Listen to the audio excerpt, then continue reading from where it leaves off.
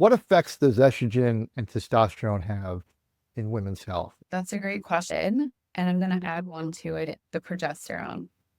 Estrogen, the one that we always hear about.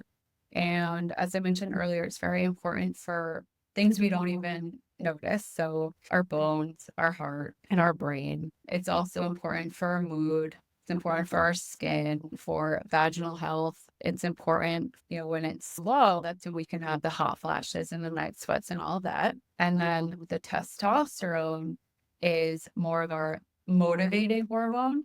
So it can give us energy, it gives us motivation. It helps with our muscles. It helps with libido, of course. And then progesterone is our calming hormone.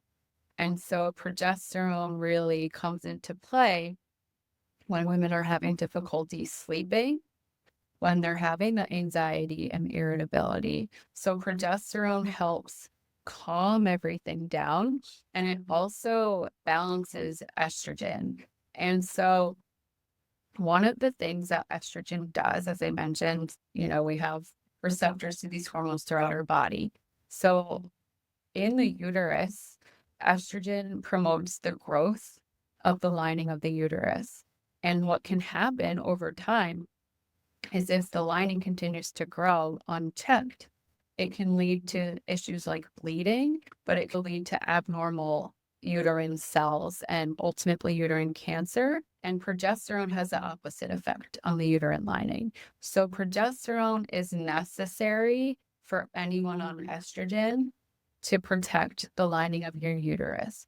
And so a lot of providers believe that if you don't have a uterus, if you've had a hysterectomy and you're on estrogen, you do not need progesterone because you don't need that protection.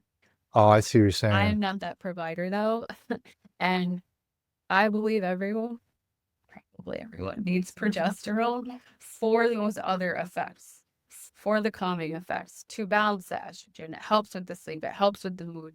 And I have people on progesterone who don't even need estrogen yet. Our progesterone tends to drop even before our estrogen does. And so, there's some lap, and it's a matter of balancing those three out with each other. But that's a general overview of what they do.